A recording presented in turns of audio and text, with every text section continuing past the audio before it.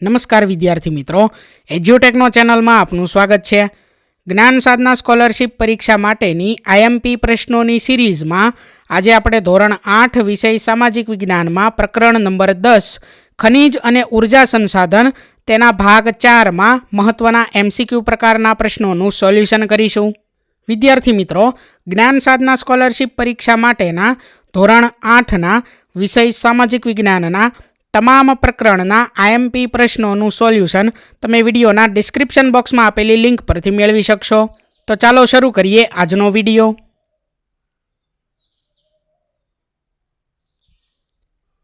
વિદ્યાર્થી મિત્રો, અગાઉ પ્રકરણ 10ના ભાગ 3માં આપણે 45 પ્રશ્નોનું સોલ્યુશન જોયું. ત્યાર પછી ભાગ 4માં સૌથી પહેલાં છે પ્રશ્ન નંબર 46.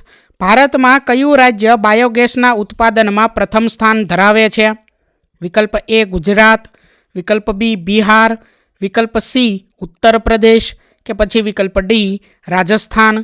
તો આ પ્રશ્નનો જવાબ છે વિકલ્પ સી ઉત્તર પ્રદેશ. વિદ્યાર્થી મિત્રો, સ્ક્રીન પર દર્શાવેલ 5 સેકન્ડના સમયગાળા દરમિયાન તમે આ પ્રશ્નોના જવાબ મનમાં વિચારી શકો છો અને જાતે પોતાનું મૂલ્યાંકન કરી શકો છો. ત્યાર પછી પ્રશ્ન નંબર 47. ભારતમાં ગુજરાત રાજ્ય બાયોગેસના ઉત્પાદનમાં કેટલામું સ્થાન ધરાવે છે? વિકલ્પ એ પ્રથમ, વિકલ્પ બી દ્વિતીય, વિકલ્પ સી તૃતીય કે પછી વિકલ્પ ડી ચોથું. તો આ પ્રશ્નનો જવાબ છે વિકલ્પ બી દ્વિતીય. ત્યાર પછી પ્રશ્ન નંબર 48. અમદાવાદમાં 10 ક્રોઈ તાલુકાના કયા ગામે બાયોગેસ પ્લાન્ટ કાર્યરત છે? વિકલ્પ એ સોલામાં, વિકલ્પ બી રુદાતલમાં, વિકલ્પ સી દંતાલીમાં કે પછી વિકલ્પ ડી શીલામાં. તો આ પ્રશ્નનો જવાબ છે વિકલ્પ બી રુદાતલમાં. ત્યાર પછી પ્રશ્ન નંબર 49. બનાસકાંઠામાં કયા સ્થળે બાયોગેસ પ્લાન્ટ કાર્યરત છે?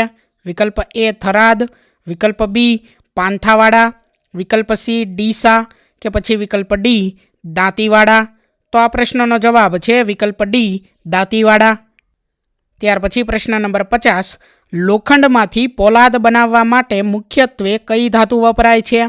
વિકલ્પ એ ફ્લોરસ્પાર, વિકલ્પ બી મેંગેનીઝ, વિકલ્પ સી અબરખ કે પછી વિકલ્પ ડી બોક્સાઇટ. તો આ પ્રશ્નનો જવાબ છે વિકલ્પ બી મેંગેનીઝ. ત્યાર પછી પ્રશ્ન નંબર 51. તાંબામાં શું ઉમેરવાથી કાંસુ બને છે?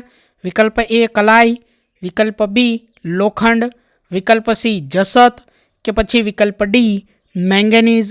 તો આ પ્રશ્નનો જવાબ છે વિકલ્પ એ કલાઈ. ત્યાર પછી પ્રશ્ન નંબર 52. તાંબામાં શું ઉમેરવાથી પિત્તળ બને છે? વિકલ્પ એ મેંગેનીઝ, વિકલ્પ બી કલાઈ, વિકલ્પ સી જસત કે પછી વિકલ્પ ડી એલ્યુમિનિયમ. તો આ પ્રશ્નનો જવાબ છે વિકલ્પ સી જસત. ત્યાર પછી પ્રશ્ન નંબર 53. બોક્સાઇટમાંથી કઈ ધાતુ મેળવવામાં આવે છે? વિકલ્પ એ બેરિલિયમ, વિકલ્પ બી એલ્યુમિનિયમ, વિકલ્પ સી અબરખ કે પછી વિકલ્પ ડી સીસુ. તો આ પ્રશ્નનો જવાબ છે વિકલ્પ બી એલ્યુમિનિયમ. ત્યાર પછી પ્રશ્ન નંબર 54. નીચેના પૈકી કયું ખનિજ અગ્નિરોધક અને વિદ્યુતનું અવાહક હોવાથી તેનો ઉપયોગ વિદ્યુતના સાધનો બનાવવામાં થાય છે? વિકલ્પ એ અબરખ, વિકલ્પ બી ફ્લોરસ્પાર, વિકલ્પ સી બોક્સાઇટ કે પછી વિકલ્પ ડી તાંબુ. તો આ પ્રશ્નનો જવાબ છે વિકલ્પ એ અબરખ. ત્યાર પછી પ્રશ્ન નંબર 55. હવાઈ જહાજોના બાંધકામમાં કઈ ધાતુનો ઉપયોગ થાય છે? વિકલ્પ એ સીસાનો, વિકલ્પ બી જસતનો, વિકલ્પ સી મેંગેનીઝનો કે પછી વિકલ્પ ડી એલ્યુમિનિયમનો. તો આ પ્રશ્નનો જવાબ છે વિકલ્પ ડી એલ્યુમિનિયમનો. ત્યાર પછી પ્રશ્ન નંબર 56.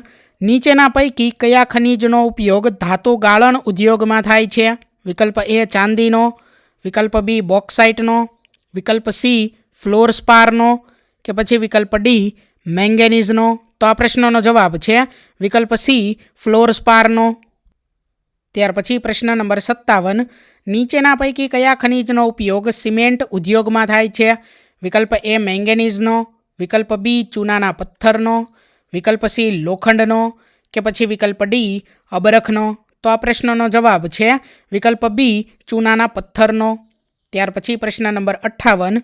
નીચેના પૈકી કયા ખનિજનો ઉપયોગ સ્ટોરેજ બેટરી અને ઝિંક ઓક્સાઇડમાં થાય છે? વિકલ્પ એ સીસાનો, વિકલ્પ બી ફ્લોર સ્પારનો, વિકલ્પ સી જસતનો કે પછી વિકલ્પ ડી અબરખનો. તો આ પ્રશ્નનો જવાબ છે વિકલ્પ એ સીસાનો. ત્યાર પછી પ્રશ્ન નંબર 59. ગેલ્વેનાઇઝ પતરા પર ઢોળ ચડાવવા અને વાસણો બનાવવા કયા ખનિજનો ઉપયોગ થાય છે?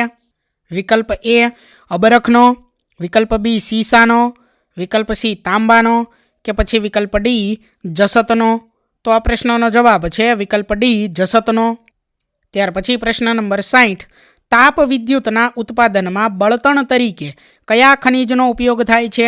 વિકલ્પ એ કુદરતી વાયુનો, વિકલ્પ બી ખનિજ તેલનો, વિકલ્પ સી કોલસાનો કે પછી વિકલ્પ ડી યુરેનિયમનો. તો આ પ્રશ્નનો જવાબ છે વિકલ્પ સી કોલસાનો. તો વિદ્યાર્થી મિત્રો, અહીં પ્રકરણ નંબર 10નો ભાગ 4 પૂર્ણ થાય છે.